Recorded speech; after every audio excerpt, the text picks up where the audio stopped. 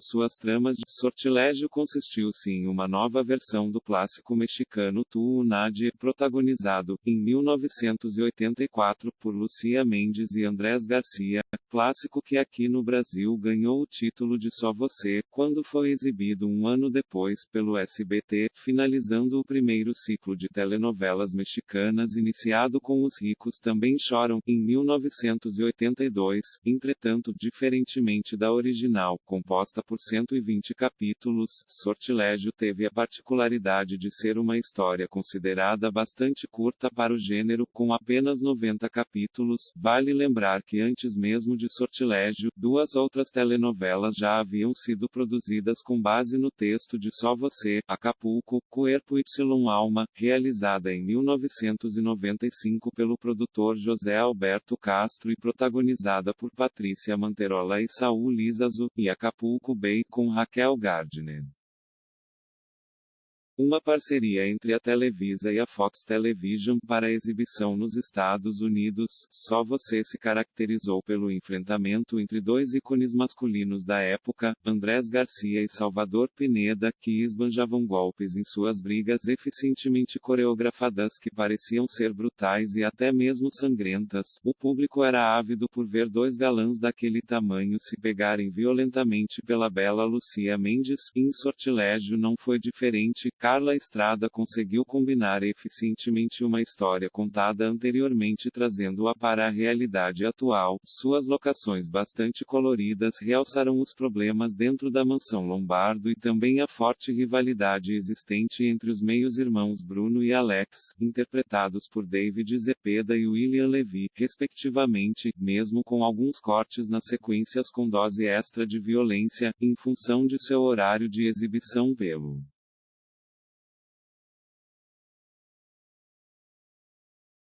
Suas locações bastante coloridas realçaram os problemas dentro da mansão Lombardo e também a forte rivalidade existente entre os meios-irmãos Bruno e Alex, interpretados por David Zepeda e William Levy, respectivamente, mesmo com alguns cortes nas sequências com dose extra de violência, em função de seu horário de exibição pelo SBT, momentos como a briga escada abaixo, onde David Zepeda trajava apenas uma cueca amarela, deixaram evidente que Sortilégio era uma telenovela digna de horário nobre, e por falar nisso, foi justamente graças a Sortilégio que Jaqueline Bracamontes teve a oportunidade de protagonizar uma telenovela do horário estelar no canal de Las Estrellas. Ela que vinha de seu trabalho anterior em As Tontas Não Vão Céu, caiu nas graças do público e convenceu na pele da heroína Maria José, uma jovem humilde e trabalhadora que, graças a uma jogada do destino, se via presa em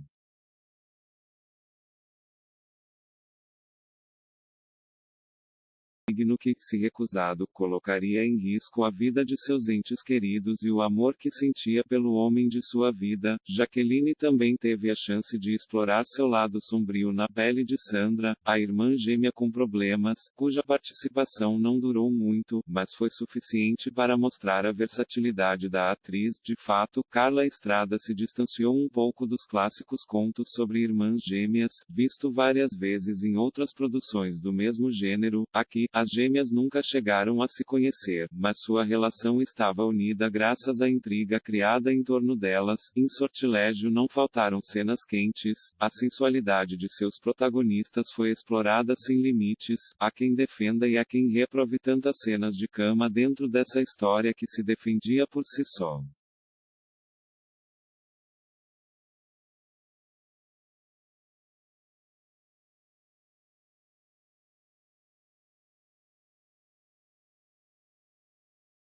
A musculatura de William Levy e o corpo delineado de Jaqueline Bracamonte serviram de chamariz para cada novo capítulo, tudo isso embalado pelo fundo musical de Sortilégio de Amor, excelente tema interpretado pelo grupo Il Divo. Outro acerto da produção. Muito se falou sobre outro casal, Roberto, interpretado por Marcelo Córdoba, e Ulisses, vivido por Julián Gil, tomando cuidado para não mostrar além do que era permitido para o horário. O SBT foi foi duramente criticado por modificar a trama que retratava a promiscuidade homossexual vivida pelos dois personagens. Raquel, personagem de Chantal Anderi, era casada com Roberto, alcoólatra e insatisfeita com seu casamento, mantinha um caso extraconjugal com o aproveitador Ulisses, que por sua vez, também se envolvia com Roberto.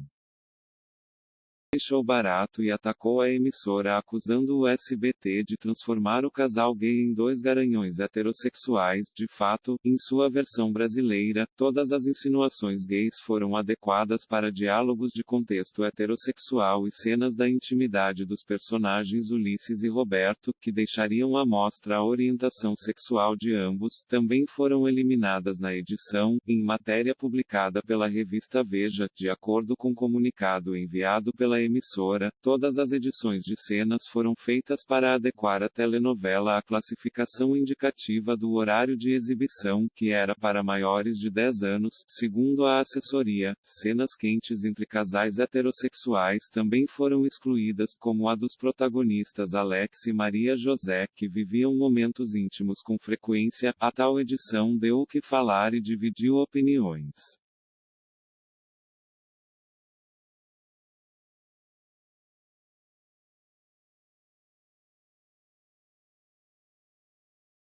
Daniela Romo também se destacou com sua personagem terna e carinhosa. Vitória era uma mãe que se sacrificava por seus filhos, os protegia em todo o momento, sofria e chorava, mas não perdia a esperança de encontrar o amor, e isso descobria em Fernando, personagem de Gabriel Sotu, um melhor amigo de seu filho, e vários anos mais jovem que ela. David Zepeda foi um vilão bastante perverso e agressivo. Já Maura, vivida por Ana Brenda Contreras, atriz que em Sortilégio foi apresentada pela primeira vez ao público brasileiro, não obteve tanto destaque, com pouco espaço dentro da história. Sua personagem não teve a chance de mostrar a que veio. Outra atriz que quase passou despercebida, se não fosse o fato de sua personagem ter padecido de câncer no decorrer da trama, foi Daniela Lujan, lembrada por sua participação em telenovelas infantis. Lisette, sua personagem, era a irmã de Maura e tanto.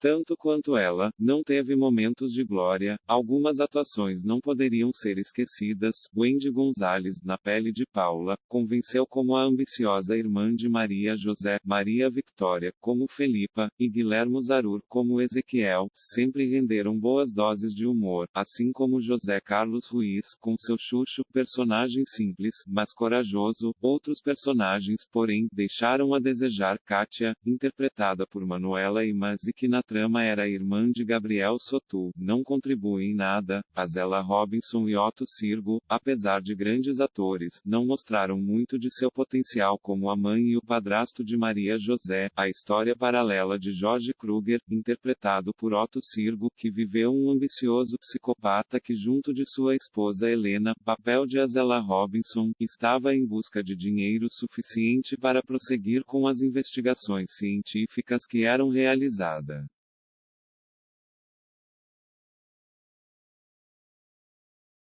Com as investigações científicas que eram realizadas na clínica de Jorge, ainda teria muito mais o que contar, não só porque se distanciava do roteiro original, como também agregava mistérios interessantes à trama. Entretanto, quando ambos se juntam com Porfírio Betancur, interpretado por Aaron Hernan, a história é cortada abruptamente e de modo bem simples se conclui o que havia começado bem. Já a Mansão dos Lombardo merece um parágrafo à parte, construída especialmente para servir de locação para a telenovela. A casa onde viviam os protagonistas de Sortilégio era considerada um típico casarão ambientado em Mérida, sudeste do México, mas, diferentemente disso, sua localização real estava dentro das instalações da Televisa, no distrito de Santa Fe, ao sul da capital mexicana, projetada pelo arquiteto Diego Lascuren, cenógrafo responsável pela produção. A casa media 36 metros de frame.